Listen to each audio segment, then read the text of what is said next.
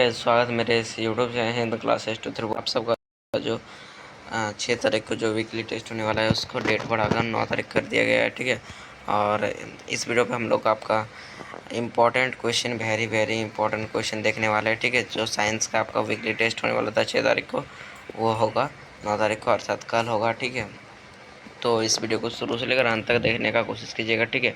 क्योंकि ये बहुत ही इम्पोर्टेंट वीडियो होने वाला है आपके वीकली टेस्ट के लिए। ठीक है। तो चलो वीडियो को शुरू करते हैं बिना हुआ कि, और डिस्क्रिप्शन में नीचे एक लिंक दिया हुआ होगा, उस पर जाके आप नीचे व्हाट्सएप ग्रुप पर जुड़ सकते हैं। ठीक है। अगर आपको तैयारी करनी है कोई भी, मतलब सभी क्लास के लिए वो है। ठीक है।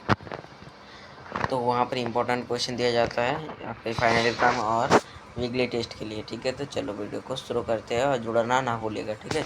साइंस का हुआ, क्लास 10 का है ये। 90 मिनट का समय मिलेगा, 40 मार्क्स का होगा। ठीक है। चलो देख सकते हैं आपका पहला क्वेश्चन बोल रहा है, निम्न में से कौन सा पादप हार्मोन है?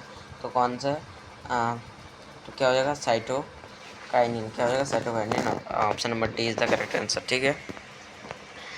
ऑप्शन नहीं पढ़ेंगे, ऑप्शन पढ़ने से आप सबका दिक्कत होता है। ठीक है। देख सकते हो दूसरा नंबर क्वेश्चन है, दो तंत्रिका कोशिका के मध्यकाली स्थान को क्या कहते हैं?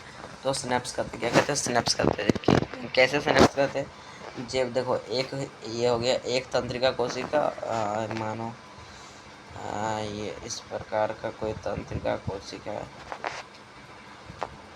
ठीक है। ये तंत्रिका कोशिका है, ये हो जाएगा आपका, ये सब हो जाएगा आपका तंत्रिका कोशिका का अंतिम छोर। और यहाँ पर और एक ऐसा ही एक तंत्रिका कोशिका है। ठीक है। तो यहाँ पर जो आपका तंत्रिका कोशिका है, ये तंत्रिका कोशिका का अंतिम छोर और तंत्रिका कोशिका का यहाँ पर द्रुमिका, दोनों क्या हो जाएगा? जुड़ेगा और क्या करेगा? यहाँ पर दोनों का जुड़ता है, उसी को सिनेप्स कहते हैं। ठीक है। समझ गए होंगे। एंड तीसरा नंबर क्वेश्चन है, मस्तिष्क उत्तरदायी है। ठीक है। तो मस्तिष्क उत्तरदायी है सोचने के लिए, हृदय संपादन के लिए, उसके बाद शरीर का संतुलन बनाने के लिए, उपयुक्त सभी। तो क्या हो जाएगा? उपयुक्त सभी। Option number D is the correct answer. ठीक है। उपयुक्त सभी हो जाएगा ये तीनों करने के लिए। एंड देख सकते हैं हार्मोन, 4 नंबर क्वेश्चन बोल रहा है आपका, हार्मोन स्रावित होता है तो अंतस्रावी ग्रंथि, बहिस्रावी ग्रंथि, नलिका ग्रंथि, इनमें से कोई नहीं। तो क्या हो जाएगा? ये हो जाएगा आपका अंतस्रावी ग्रंथि। हार्मोन स्रावित होता है अंतस्रावी ग्रंथि से। 5वां नंबर क्वेश्चन है आपका, 5वां नंबर क्वेश्चन है आपका, ग्वाटर अथवा घेंगा पनपता है। ग्वाटर अथवा घेंगा पनपता है, किससे पनपता है? तो चीनी की कमी से, आयोडीन की कमी से, रक्त की कमी से। उसके बाद है घेंगा रोग किसकी कमी से होता है? आयोडीन की कमी से। Option number B is the correct answer. ठीक है। चलो एंड चलते हैं आपका 6ठा नंबर क्वेश्चन की। ठीक है। 6ठा नंबर क्वेश्चन आपका ऊपर रहेगा। 6ठा नंबर क्वेश्चन है, गेटर डेवलपर्स ड्यू टू, क्या हो जाएगा? ये हो जाएगा आपका डिफेंसिट ऑफ आइडियन। ठीक है। इसके बाद देख सकते हो 7वां नंबर क्वेश्चन है आपका, 7वां नंबर इस प्रकार रहेगा आपका, इंपॉर्टेंट क्वेश्चन है ये सब। कौन सा पादप हार्मोन फल बेचने वाले द्वारा उपयोग किया जाता है? तो फल बेचने द्वारा उपयोग कौन सा किया जाता है? तो ये हो जाएगा आपका ऑप्शन नंबर आपका हो जाएगा सी, इथाइलिन। क्या हो जाएगा? इथाइलिन।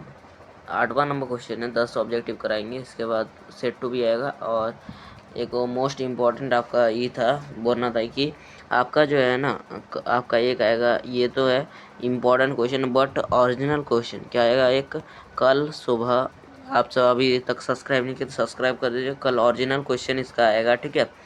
तो इस चैनल पर जुड़ना ना भूलिएगा। ठीक है। ओरिजिनल क्वेश्चन कल सुबह को छोड़ दिया जाएगा। ठीक है। चलो 8वां नंबर क्वेश्चन है, निम्न में से कौन सा एक अंतस्रावी ग्रंथि और अंतस्रावी और बाह्य स्रावी ग्रंथि 2 प्रकार की है? तो क्या हो जाएगा? इसको अग्राशय, उसके बाद है थायराइड एवं उसके बाद है पेराथाइड, उसके बाद है पिट्यूरी, तो ये हो जाएगा अग्नाशय। एंड 9वां नंबर क्वेश्चन है, मानव में टाइलेंसिस थैल है। टाइलेंसिस थैली है क्या? टाइलेंसिस थैली आपका नेफ्रिनान। ठीक है। 10वां नंबर क्वेश्चन है आपका, भोजन पाचन किस प्रकार की अभिक्रिया है? तो भोजन पाचन किस प्रकार की अभिक्रिया है? तो भोजन को हम लोग पाचन करें, ये किस प्रकार की है? तो ये हो जाएगा ना आपका ऑप्शन नंबर ए, अपचयन। अपचयन मतलब क्या होता है? ऑक्सीजन क्या होगा इसमें जुड़ता है। ठीक है,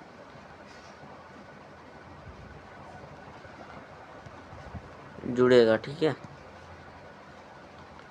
चलो चलते हैं 11 number subjective question. 11 number question है, पादप में रासायनिक समन्वय किस प्रकार होता है? तो पादप में रासायनिक समन्वय पादप हार्मोन क्या हो जाए? पादप हार्मोन के कारण होता है। पादप विशिष्ट हार्मोन को उत्पन्न करते हैं जो इसके विशेष भागों को प्रभावित करते हैं। पादप में प्ररोर प्रकाश के आने की दिशा की ओर ही बढ़ता है। क्या होता है? पादप हार्मोन जो होता है ना, प्रकाश जिस दिशा में होता है उसी तरफ पौधा बढ़ता है। ठीक है, और गुरुत्वाकर्षण जड़ों की नीचे की ओर मुड़ कर अनुक्रिया करते हैं, मतलब अनुक्रिया मतलब कार्य करती है। ठीक है, एंड देख सकते हो 12 नंबर क्वेश्चन है, अनैच्छिक क्रिया और प्रतिवर्ती क्रिया एक दूसरे से किस प्रकार भिन्न है? तो आमाशय में पाचन की क्रिया का होना, रक्त दाब के नालिकाओं में विभिन्न पदार्थ का अवमावन क्या बोला? आवागमन मतलब होता है चलना। आवागमन, पाचन, रसों का स्रावित होना, यह आदि क्या है? अनैच्छिक क्रिया है। क्या? अनैच्छिक क्रिया। अनैच्छिक क्रिया की जिसमें हमारा नियंत्रण नहीं होता है। क्या होता है? नियंत्रण नहीं होता है। ठीक है, उसे कहते हैं अनैच्छिक क्रिया। तो इस प्रकार उसके बाद देख सकते हैं आपका लिखा हुआ है, पलकों का चिपकना, छींकना तथा खांसना आदि प्रतिवर्ती क्रिया है। प्रतिवर्ती क्रिया पर मस्तिष्क का नियंत्रण नहीं होता। प्रतिवर्ती क्रिया किसे कहते हैं? वैसे क्रिया जिस अचानक हुई क्रिया को ही प्रतिवर्ती क्रिया कहते हैं। ठीक है, सभी का डिफिनेशन बताते जा रहे हैं, उसको कॉपी में नोट करते जाइएगा। ठीक है, जबकि अनैच्छिक क्रियाओं पर मस्तिष्क का नियंत्रण होता है। क्या हो रहा है? अनैच्छिक क्रिया पर मस्तिष्क का नियंत्रण होता है। इस प्रकार अनैच्छिक क्रियाएं तथा प्रतिवर्ती क्रियाएं एक दूसरे से भिन्न होते हैं। ठीक है, चलो चलते हैं 13 नंबर क्वेश्चन की ओर। देख सकते हो आपका 13 नंबर क्वेश्चन बोला, प्रतिवर्ती क्रिया में मस्तिष्क की क्या भूमिका है? तो मस्तिष्क शरीर का मुख्य समन्वय केंद्र है। वह मेरुरज्जु से प्राप्त की गई सूचनाओं पर सोचने एवं उनका विश्लेषण करने का कार्य करता है। मस्तिष्क में प्रतिवर्ती क्रिया के संदेश भेजे जाते हैं। मस्तिष्क में प्रतिवर्ती क्रियाओं के संदेश भेजे जाते हैं। कुछ प्रतिवर्ती क्रियाएं सीधे मस्तिष्क द्वारा ही नियंत्रण होती है।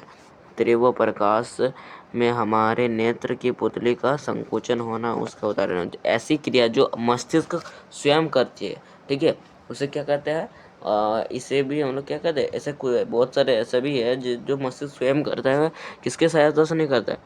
मतलब मेरुरज्जु की सहायता नहीं करता है, स्पाइनल कॉर्ड की सहायता से नहीं करता है। ठीक है, चलो 14 नंबर क्वेश्चन की ओर चलते हैं। ठीक है, एंड चलो इससे तो आपको प्रतिवर्ती मतलब 14 नंबर क्वेश्चन बोल रहा है आपका, जलानिवर्त दर्शाने के लिए एक प्रयोग की अभिकल्पना कीजिए। लकड़ी के बिना एक लंबा डब्बा लेते हैं, इसमें मिट्टी और खाद की मिश्रण भर देते हैं। इसके एक सिरे पर एक पौधा लगा देते हैं। ठीक है, डब्बे में पौधे की विपरीत दिशा में एक कीप मिट्टी को गाड़ देते हैं। पौधे को उसी काप के द्वारा प्रतिदिन जल देते हैं। लगभग एक सप्ताह के बाद पौधे के निकट की मिट्टी हटाकर ध्यान से देखते हैं। पौधे की जड़ों की वृद्धि उसी दिशा में दिखाई देती है जिस दिशा पर कीप के द्वारा आपका क्या हो रहा है? पौधे की सिंचाई की जाती है। इस प्रयोग का जलानिवर्त को दर्शाता है। क्या बोलता है? जलानिवर्त को दर्शाता है। इसी को कहते हैं जलानिवर्त। 50 नंबर जैसे तो आपका 50 नंबर क्वेश्चन हो रहा है, पादप में प्रकाशानुवर्तन किस प्रकार होता है? पादप में परोह के द्वारा प्रकाश स्रोत की दिशा की और गति करना प्रकाशानुवर्तन करता है। क्या हो रहा है? परोह तंत्र का प्रकाश के प्रति धनात्मक अनुवर्तन होता है। यदि किसी पादप में गमले में लगा कर इसे किसी अंधेरे कमरे में रख दे तो इसके प्रकाश किसी खिड़की या दरवाजे की ओर से भीतर आता है तो वह कुछ दिन के बाद परोह का अग्रभाग स्वयं उसी दिशा में मुड़ जाती है जिस तरफ प्रकाश कमरे में प्रवेश करता है। ऐसा इसलिए होता है कि प्रोहर शीर्ष केवल उसी दिशा में स्रावित होने वाले अधिक ऑक्सीजन के प्रभाव से नष्ट हो जाता है, जबकि विपरीत दिशा में तरफ हार्मोन उपस्थित रहता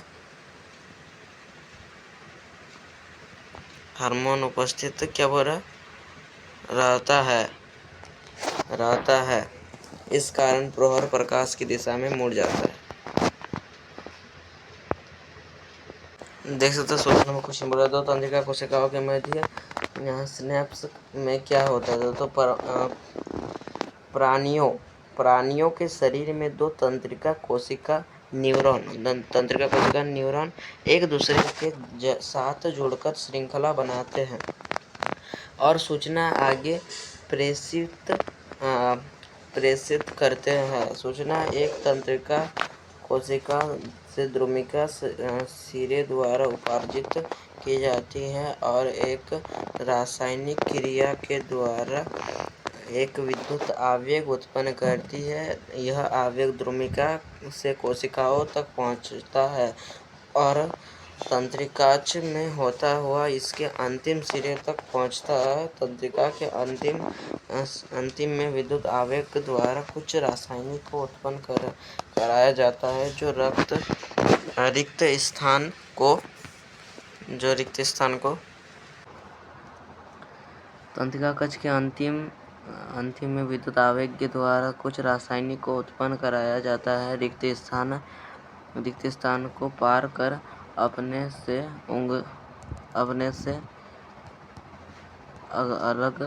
अपने से अलग तंत्रिका कोशिका की द्रुमिका में इस प्रकार विद्युत आवेग में आरंभ कर देता है। इस प्रकार से अंतःस्थ ऐसे आवेगों को विद्युत तंत्रिका कोशिकाओं के ग्रंथियों तक ले जाता है। तो इस प्रकार हम लोग 16 क्वेश्चन कर लिए। तो चलो आज के लिए इतना, फिर नेक्स्ट में, तब तक के लिए बाय। जय हिंद, जय भारत।